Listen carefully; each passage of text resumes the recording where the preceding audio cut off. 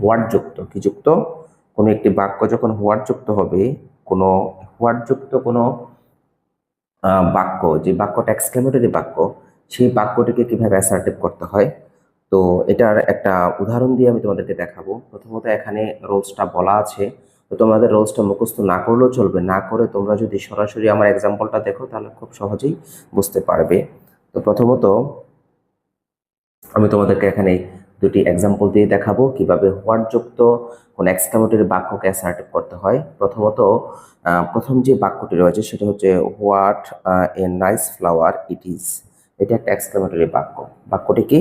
What a nice flower it is. What a nice flower it is, এই বাক্যটিকে যদি তুমি assertive করতে চাও সেক্ষেত্রে সবার প্রথমে কি করতে হবে, এই ধরনের হোয়াট যুক্ত বাক্যের এক্সক্লেমেটরি বাক্যের সবার শেষে থাকবে, এই বাক্যটির সবার শেষে এই যে লাল যে জায়গাটা রয়েছে এখানে দেখো, এখানে ইজ হচ্ছে সবার শেষে। ইজ হচ্ছে এই বাক্যটির ভার্ব, আর এখানে ইজ হচ্ছে বাক্যটির ভার্ব, আর সাবজেক্ট হচ্ছে ইট। তাহলে এই ধরনের বাক্যগুলোতে সবার শেষে থাকে ভার্ব, তার আগে থাকে সাবজেক্ট। তাহলে এই বাক্যটির সাবজেক্ট হচ্ছে ইট, ভার্ব হচ্ছে ইজ।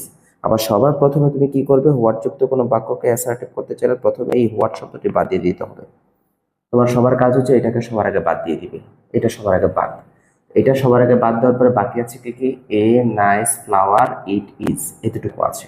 সেক্ষেত্রে এই বাক্যটাকে যদি তুমি অ্যাসার্টিভ বানাতে চাও, সবার আগে কি করতে হবে, আনসার করতে গেলে সবার আগে যে কাজটা করতে হবে সেটা হচ্ছে সবার আগে সাবজেক্ট আর ভার্ব আনতে হবে। তাহলে ইট ইজ সবার আগে আনতে হবে, ইট ইজ।